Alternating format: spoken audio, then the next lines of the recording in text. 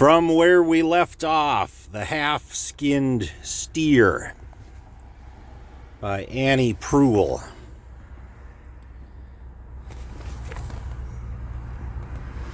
The girlfriend started a story. Yeah, there was this guy named Tin Head down around Dubois when my dad was a kid. Had a little ranch, some horses, cows, kids, a wife. But there was something funny about him. He had a metal plate in his head from falling down some cement steps. Plenty of guys has them, said Rollo in a challenging way. She shook her head. Not like this. He was made out of galvy and it eat at his brain. The old man held up a bottle of Everclear, raised his eyebrows at her. Well, darling, she nodded, took the glass from him and knocked it back in one swallow. Oh, that's not gonna slow me down, she said. Marrow expected her to neigh. So what then, said Rollo, picking at the horse shit under his boot heel. What about Tin Head and his galvanized skull plate? I heard it this way, she said. She held out her glass for another shot of Everclear, and the old man poured it, and she went on.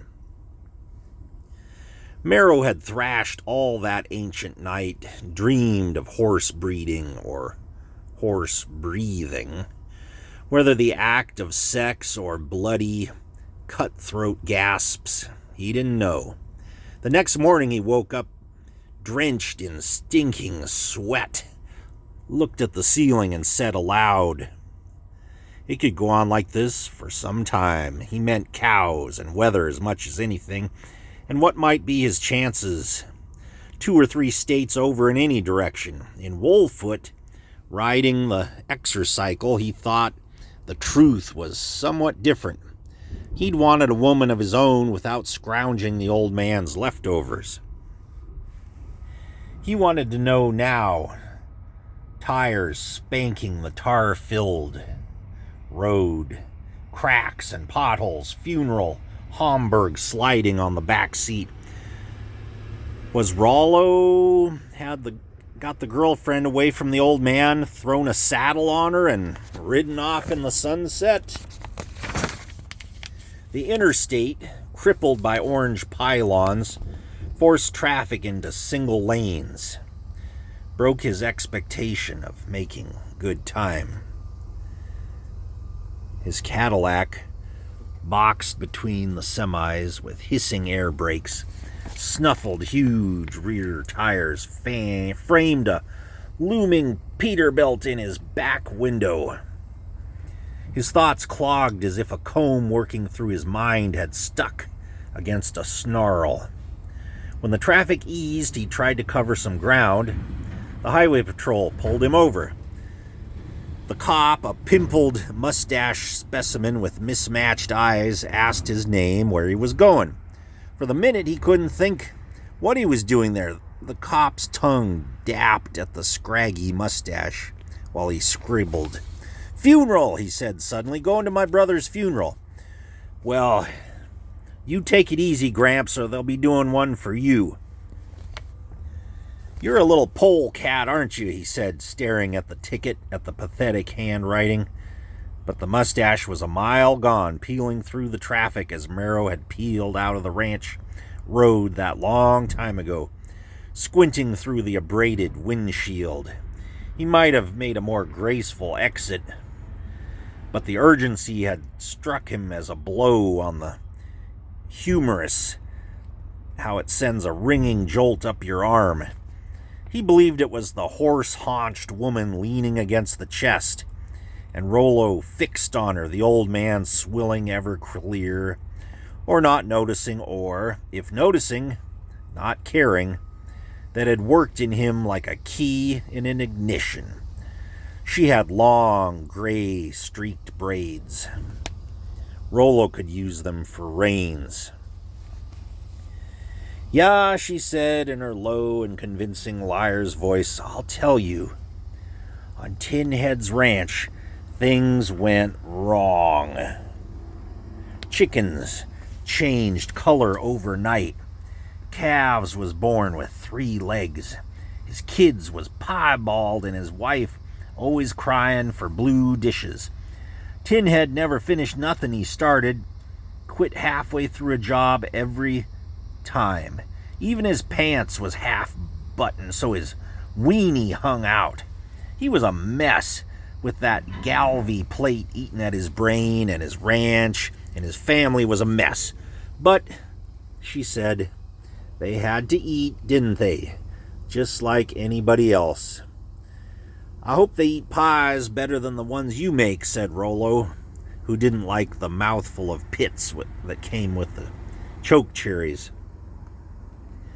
His interest in women began a few days after the old man had said, "Take this guy up and show him them Indian drawings," jerking his head at the stranger. Merrow had been 11 or 12 at the time, no older. They rode along the creek and put up a pair of mallards, who flew downstream and then suddenly reappeared, pursued by a goshawk who struck the drake with a sound like a hand clap. The duck tumbled to the trees and into deadfall trash, and the hawk shot as swiftly away as it had come. They climbed through the stony landscape, limestone beds eroded by wind into fantastic furniture, stale gnawed bread crusts, tumbled bones, stacks of dirty folded blankets, bleached crab claws and dog teeth. He tethered the horse in the shade of a stand of limber pine and led the anthropologist up through the stiff branched mountain mahogany to the overhang.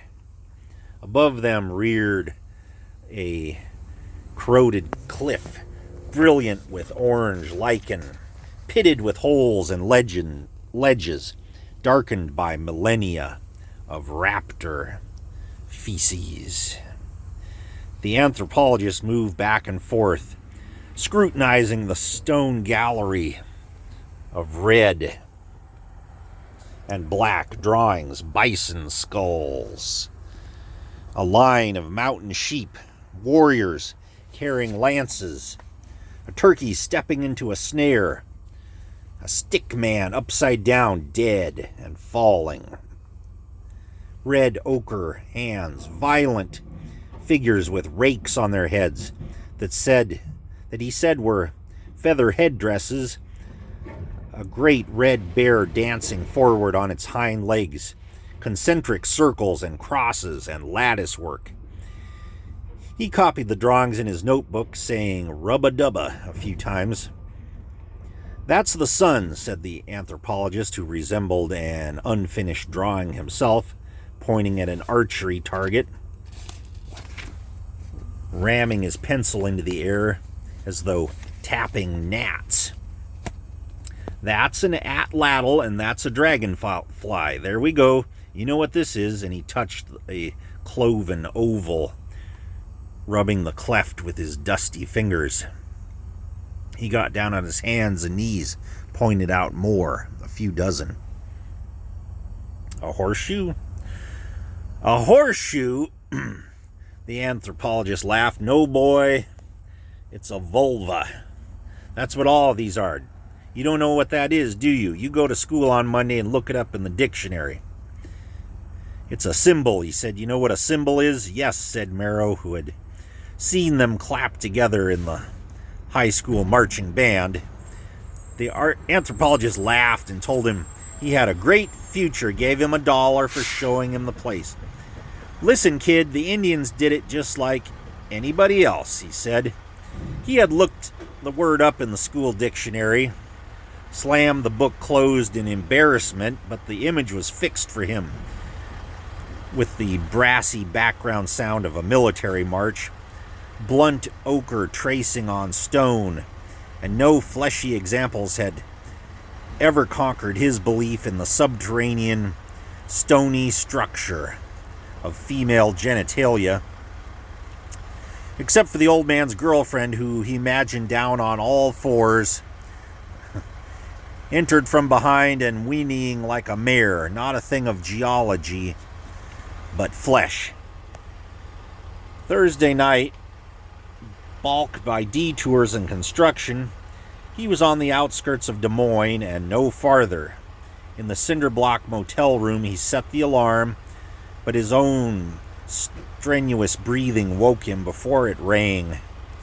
He was up at 5:15, eyes aflame, peering through the vinyl drapes in his snow-hazed car, flashing blue under the motel sign, "Sleep, sleep." In the bathroom, he mixed the packet of instant motel coffee and drank it black without ersatz, sugar, or chemical cream. He wanted the caffeine. The roots of his mind felt withered and punky. And we'll have to leave it there for now, because I don't think anybody wants to watch longer than an 11-minute video. I sure wouldn't. So we'll take it up from there, maybe finish the story next time.